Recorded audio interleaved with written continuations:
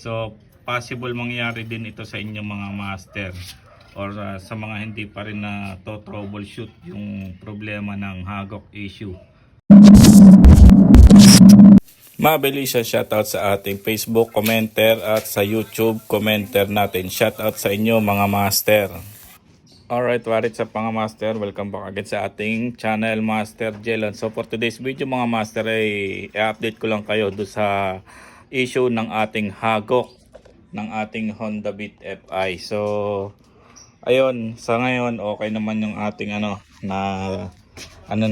solve na natin ang issue, at sa video to ay sasabihin ko sa inyo kung ano yung mga naging problema at kung ano yung ginawa natin. So base nga sa previous video na ginawa natin, naranasan natin yung hagok issue ng ating Honda Beat simula nung nalulubak tayo. Nung nalubak tayo ay nagkaroon na ng hagok yung ating Honda Beat, at pwede ito mangyari sa inyo o baka nangyari na rin sa inyo mga motor at hindi pa rin ninyo nakukuha kung ano yung naging problema. So ito, pinalitan natin yung ating spark plug cap ng ating Honda Beat.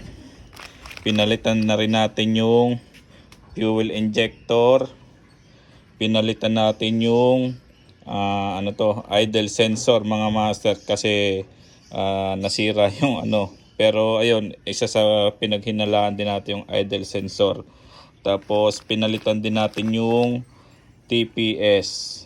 So isa-isa natin pinalitan at fuel filter, fuel pump motor, tapos yung ECU, sana last option ko na yun na ipagagalaw or patitingnan natin sa maalam talaga. Pero ayun, buti na lang at yung ating huling pinagdalhan ng yung sinasabi ko sa inyong trusted na mekaniko talaga dito sa Kabuyo na pinagdadalhan ko, siya lang yung naka-troubleshoot. Isa sa naging agad niya prospect ay yung sira na yon. Ayun. So ayun nga, lahat nagalaw na natin mga master yung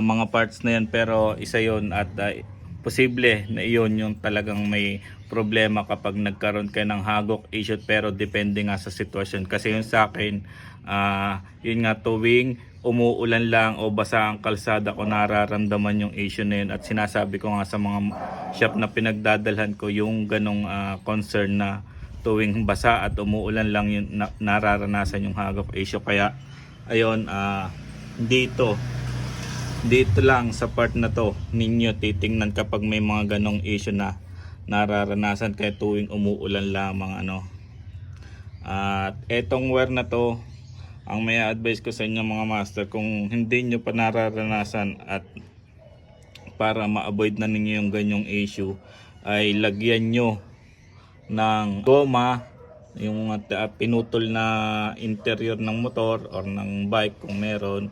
Tapos ibalot nyo dito, tapos lagyan nyo ng tape, na which is yan yung ginawa natin. Pwede ding karton, pwede ding something na pwede nyong ibalot sa wire na yan.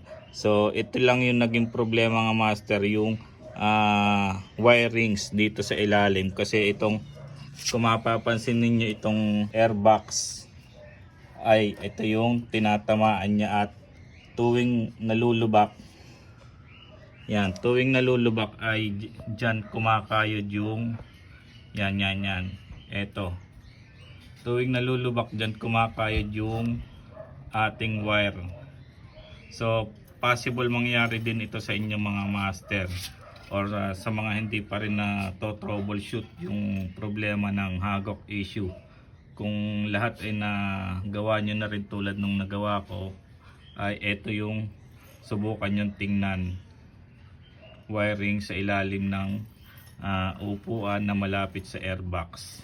Yan, kung mapapansin nyo mga master, yung airbox ko ay may parang lubog na dyan nahihiwa or dyan kumakayod yung wirings natin, at ito ay nasusunog na gawa ng wirings. At ayun nga, sa katagalan ng kakakalog, ka tatagtag, ka vibrate, ay naihiwa ang inyong wirings. So yun lang mga master, sana nakatulong.